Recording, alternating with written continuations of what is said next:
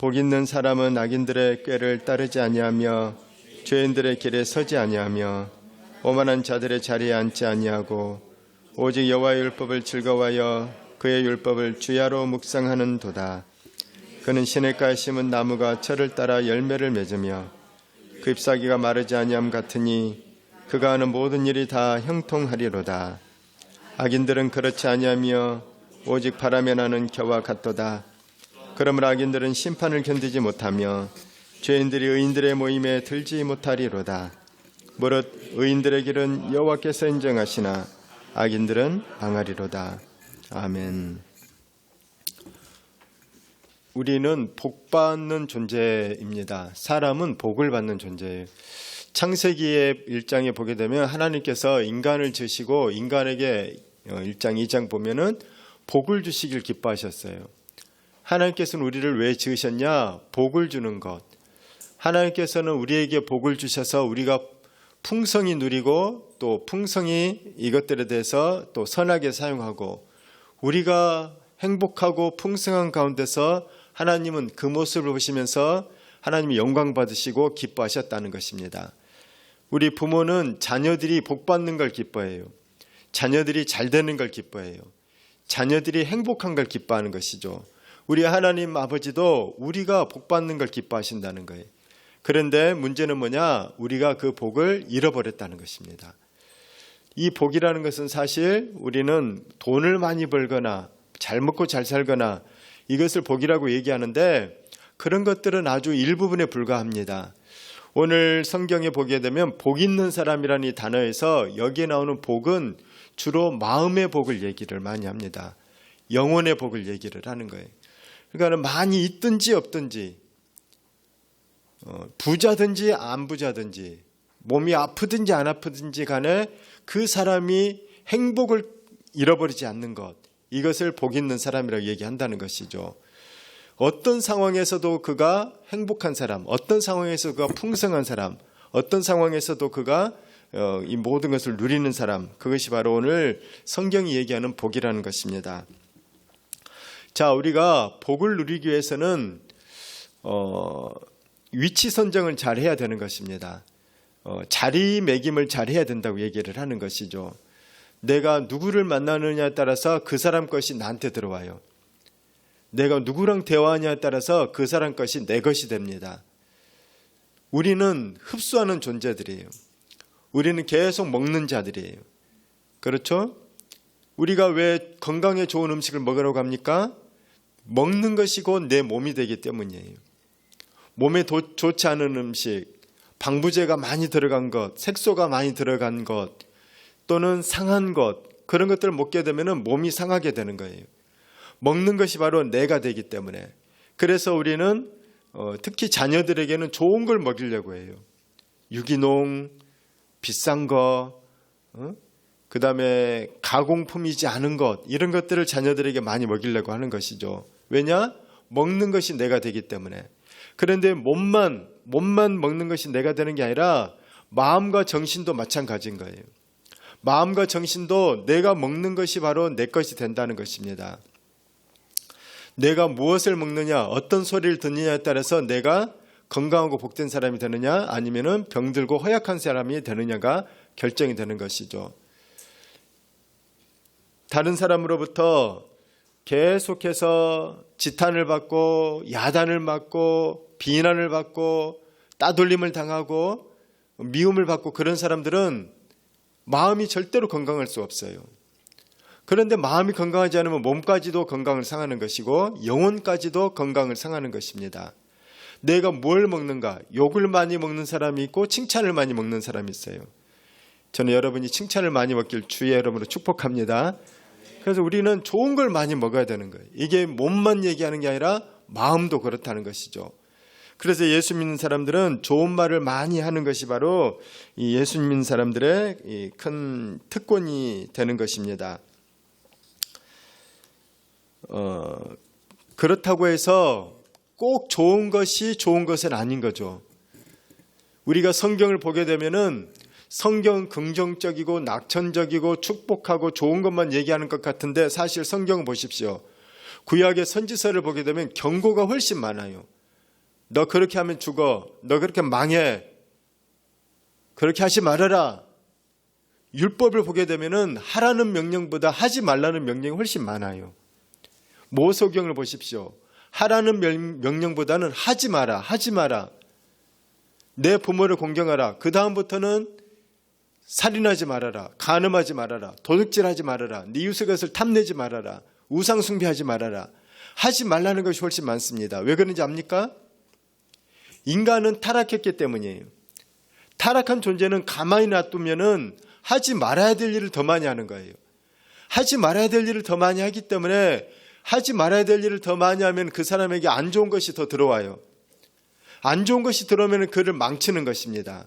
그래서 자꾸 하지 말라는 말을 많이 하는 거예요. 성경에는 우리에게 하지 말아라, 이거 하지 말아라, 도둑질하지 말아라, 간음하지 말아라, 살인하지 말아라, 남의 것을 탐내지 말아라. 그런데 그런 말들은 우리가 사실은 별로 듣고 싶지 않은 말이라는 것이죠.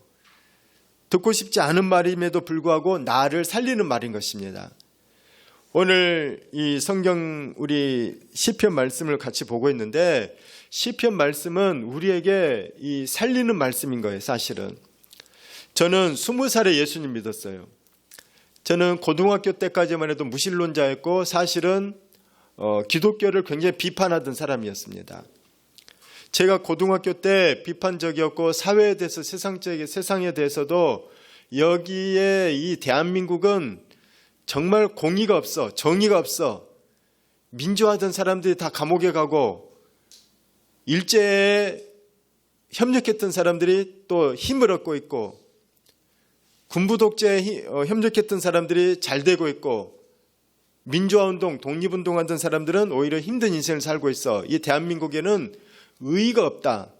의의가 없는 이 세상에 무슨 하나님이 살아계신다고 한단 말인가. 저는 미션스쿨 다녔거든요.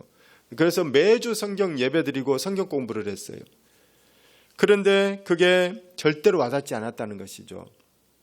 그런데 희한하게 제 방에는 뭐가 붙어 있었냐면 저희 작은 형이 수학여행 가서 사온 액자가 있었어요. 액자에 3개가 있었는데 작은 형이 교회도 안 다니던 분이 그 액자에 뭐가 있냐? 시편 1편 말씀, 시편 23편 말씀, 그 다음에 푸시킨의 시가 있었어요. 삶이 그대를 속일지라도 결코 슬퍼하거나 노여하지 말라. 언젠가는 기쁨의 날이 오리니. 이런 푸시킨의 시, 시편 1편, 시편 23편이 있었는데 저는 하나님을 믿지도 않았으면서도 그것이 바로 제 책상 옆에 있었거든요. 그 액자가 줄줄이 있는 액자, 옛날 액자. 근데 제가 옛날에는 핸드폰도 없잖아요. 공부가 안 될 때는 옆을 보는 거예요. 시편 1편을 묵상해요. 시편 23편을 묵상을 해요. 그리고 푸시킨의 시도 또 읽고. 그런데 어느덧 제 안에 시편 말씀이 자리를 잡은 거예요. 야, 나도 시편 1편의 이 시인과 같은 인생을 살고 싶다. 죄 짓지 않고 오만하지 않고 악인의 반열에 들지 않고 나는 세상을 좀 바르게 살고 싶다. 나는 좀 의롭게 살고 싶다. 내가 착해서 그런 게 아니라 그 시편을 자꾸 보니까 그 시편 말씀이 내 속에 들어왔다는 거예요. 내 속에 들어오니까 내 속에 자리를 잡게 되고 내 속에 내 생각이 되게 되고 내 마음이 되게 되더라는 거예요. 저는 여러분이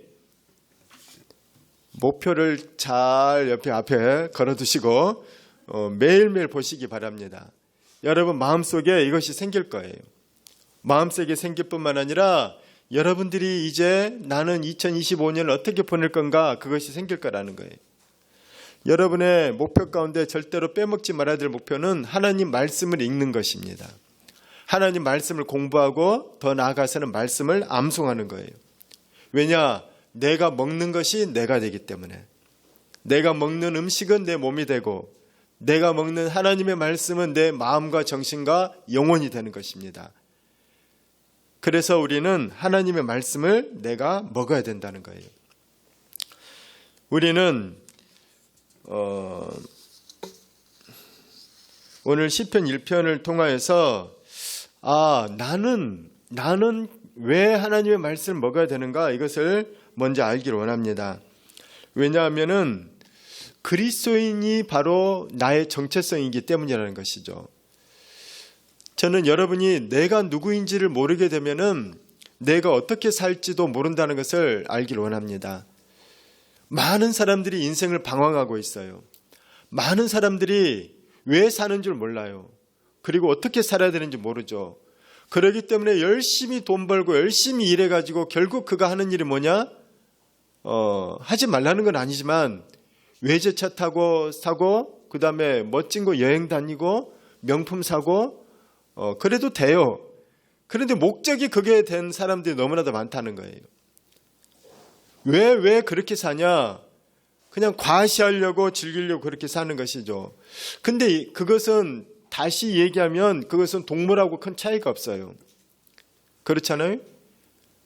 우쭐하기 위해서, 하고 싶은 거 다 하도록 하기 위해서, 즐기기 위해서, 이것과 동물과 무슨 차이가 있냐는 거예요. 인간은 바로 그렇게 이 아래의 존재가 아니라는 거예요. 인간은 훨씬 위의 존재예요. 인간은 먹고 자고 마시고 즐기고 이것만 갖고는 자기가 만족할 수 없는 존재예요. 그것보다는 더 위의 것을 추구하는 자들이 바로 인간이란 존재죠. 그래서 하나님을 믿지 않는 자들도 인류의 역사에 곳곳에 보면은 다 종교가 생겨요. 고등 종교가 생기는 거예요. 의가 뭔가, 구원이 뭔가, 사람들을 고통으로부터 해방시킬 게 뭐가 있을까? 좀 더 고상한 삶이 뭘까? 깨끗한 삶이 뭘까? 그래서 대부분의 고등 종교에는 깨끗함이 있는 거예요. 깨끗함을 추구해요. 거룩함을 추구한다는 거예요. 세상 사는 것 다른 것을 추구하는 거예요. 그래서 그 세상 사는 것 똑같은 짓을 하면은 부정탄다고 얘기를 합니다. 한낱 무당도 그러는 거예요. 불교도 그래요. 세상에 좀 고등 종교를 가진 그런 나라들은 다 그런 것을 추구합니다. 왜냐? 인간은 바로 하나님의 형상과 모양을 가진 그런 존재이기 때문이라는 거죠. 자, 저는 여러분이 내가 누구인지, 나는 어떤 존재인지의 근원부터 잘 알기 원합니다. 창세기 1장 26절입니다. 시작. 하나님이 이르시되 우리의 형상을 따라 우리의 모양대로 우리가 사람을 만들고 그들로 바다의 물고기와 하늘의 새와 가축과 온 땅과 땅에 기는 모든 것을 다스리게 하자 하시고, 인간은 뭔가 여기에 보게 되면은 인간은 온 땅을 다스릴 만큼 뛰어나고 탁월한 존재예요. 인간의 지성과 감성과 의지와 이 높은 어떤 능력은 모든 동물을 다 지배하고 다스립니다. 힘센 코끼리도, 심지어 바다에 사는 바다 최강의 포식 동물인 범고래가 상어 잡아먹는 거 아십니까? 그런데 그 범고래를 인간이 훈련을 시키는 거예요. 그래서 이 수족관에서 제주를 부리게 하죠. 인간만큼 뛰어나고 탁월한 존재가 없어요. 만물을 다스리는 존재예요. 얼마나 만물을 다스리냐? 땅속에 있는 광석을 캐내어서 석탄을 뗄 뿐만 아니라 우라늄을 캐내어서 그걸 전기로 만드는 자들이 바로 인간인 거예요. 인간은 다스리는 자이기 때문에. 그런데 어떻게 해서 그렇게 뛰어난 존재인가? 인간은 하나님의 형상과 모양이 있기 때문에. 우리는 신의 형상과 모양이 있는 거예요. 인간은 동물과 다르다는 것입니다. 그런데 인간이 자꾸 동물이 되어가는 거예요.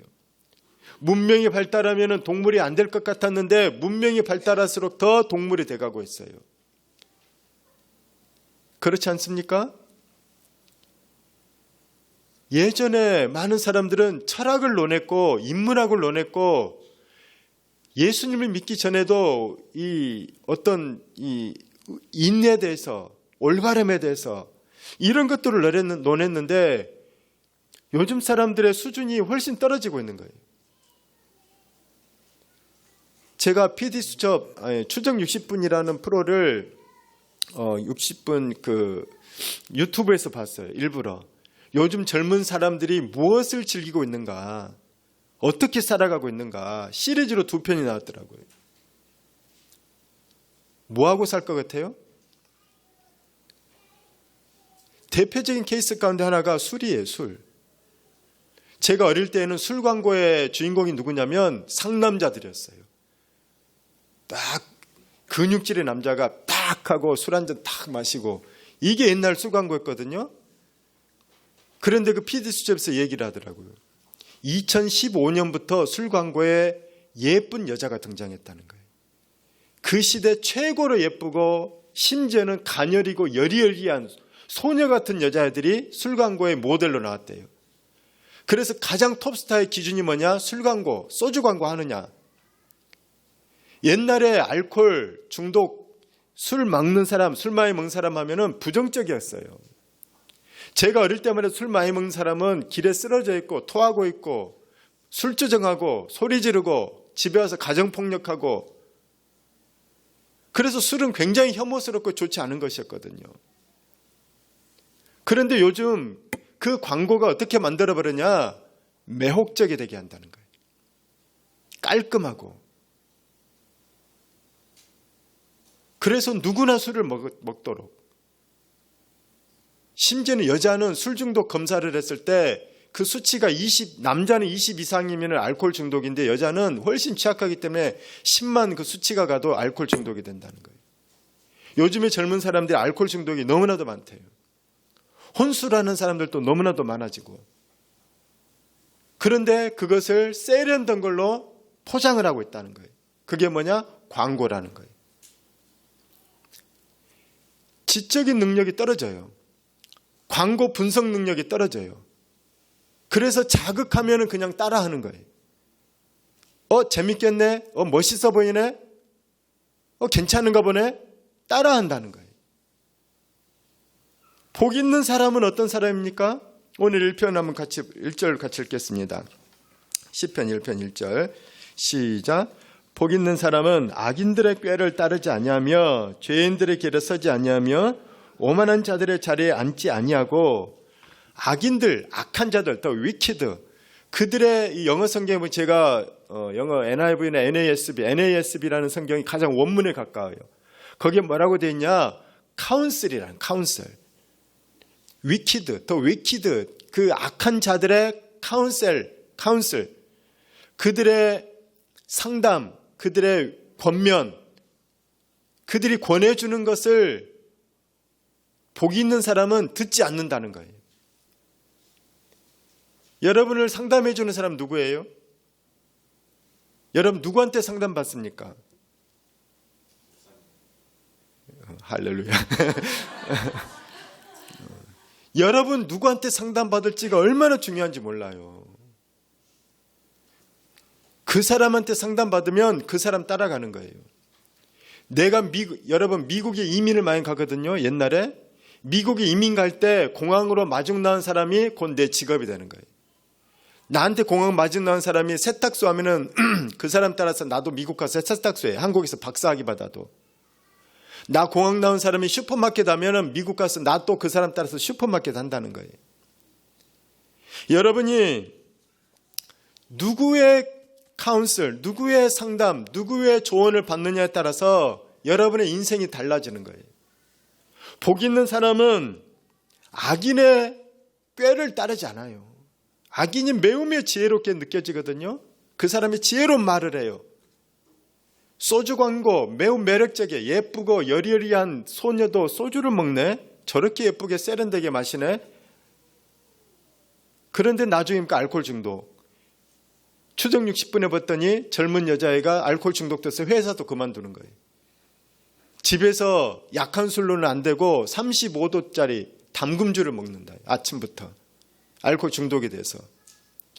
그 이면에 술이 얼마나 많은 사람 죽이는지 몰라요. 그런데 다 속아 넘어가는 거예요. 그 시대 최고의 아이콘과 같은 연예인들이 술 광고를 하니까. 이건 한 예에 불과하다는 것입니다. 복 있는 사람은 어떤 사람이 바로 복 있는 사람일까? 첫째, 복 있는 사람은 분별하는 사람입니다. 다시 얘기하면 지혜로운 사람이에요. 여러분 분별하십시오. 이 시대를 분별하십시오. 이 시대의 메시지를 분별하십시오. 그것이 바로 지혜인 거예요. 생각 없이 따라 살지 말라는 거예요. 남들이 하는 대로 다 하고 누가 시키는 대로 다 하고.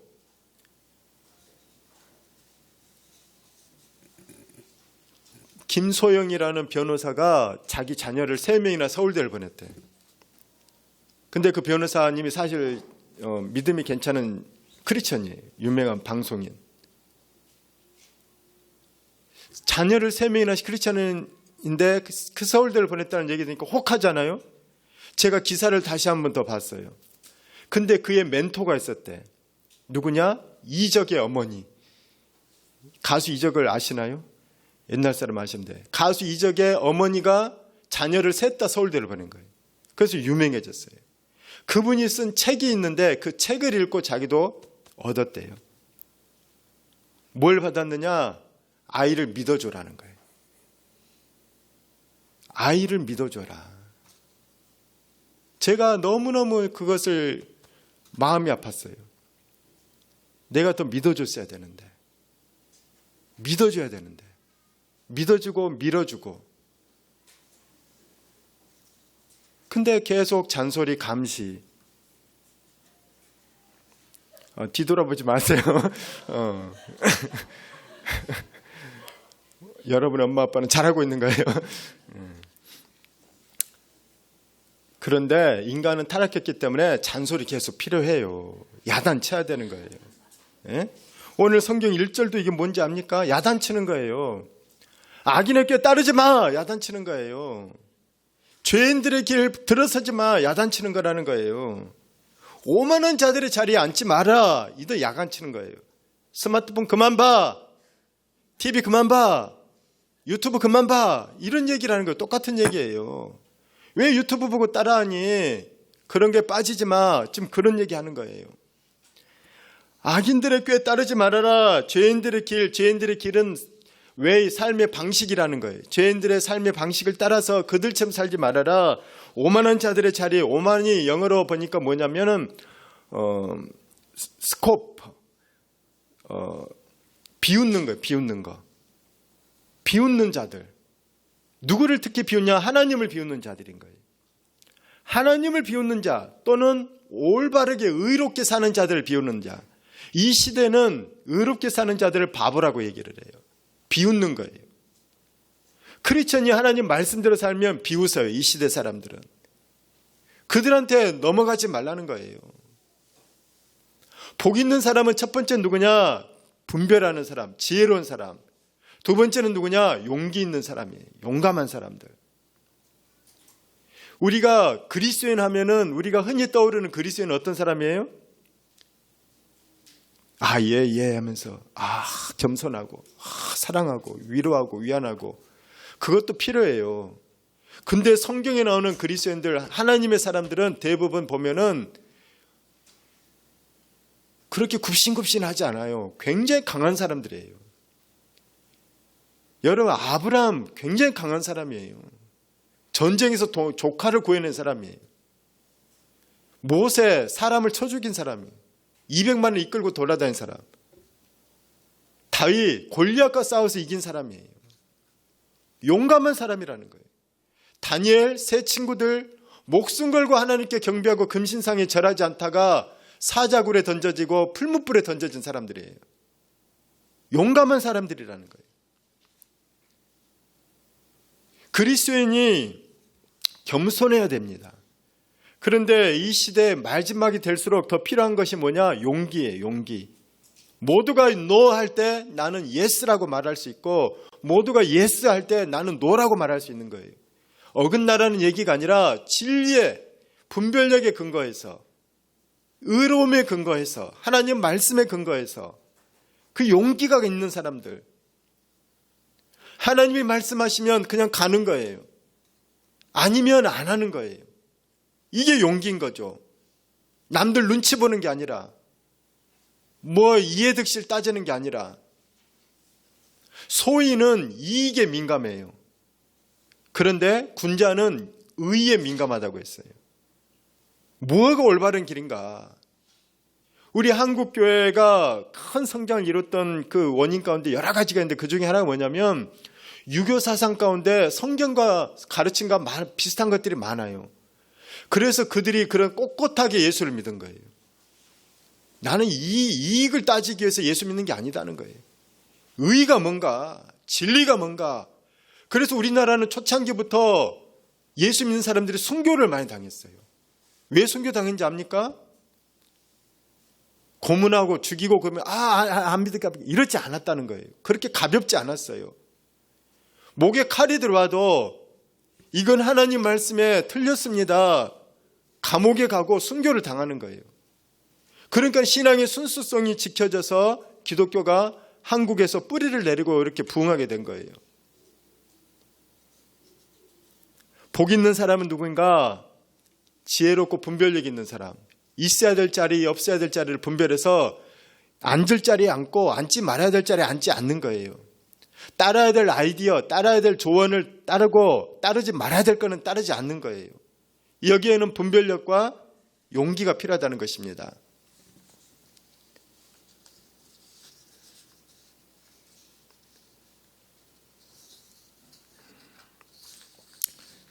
우리 가장 좋은 선택을 할 수 있기를 축원합니다. 가장 좋은 선택은 우리가 이거 하지 마라 저거 하지 마라 그랬을 때 그럼 뭘 하란 말인가? 그 내용이 바로 2절입니다. 우리 2절 같이 읽도록 하겠습니다. 시작. 오직 여호와 율법을 즐거워하여 그의 율법을 주야로 묵상하는도다. 그럼 뭘 하는가? 그 지혜는 어디서 오는가? 그 분별력은 어디서 오는가? 성경에서 오는 거예요. 하나님 말씀에서. 하나님 말씀만큼 완벽한 진리가 없거든요. 절대 진리예요. 그래서 모든 지혜와 분별력은 하나님 말씀에서 오기 때문에 그는 주야로 낮과 밤을 낮에도 아침에도 저녁에도 하나님 말씀을 묵상한다는 거예요.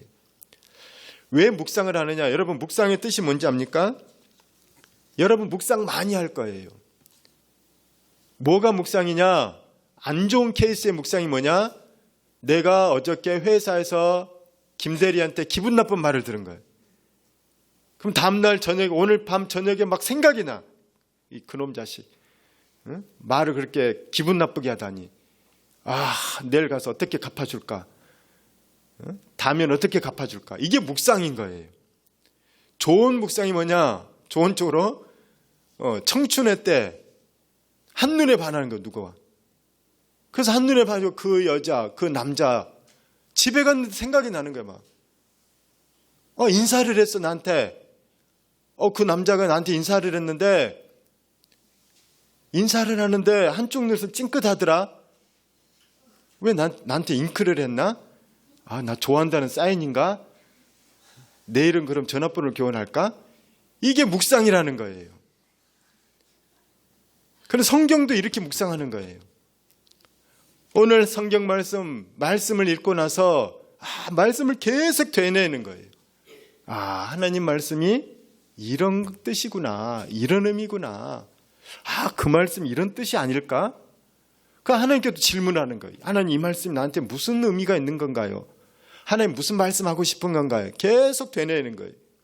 그 묵상을 현대식으로 표현하는 게 바로 큐티입니다. 큐티.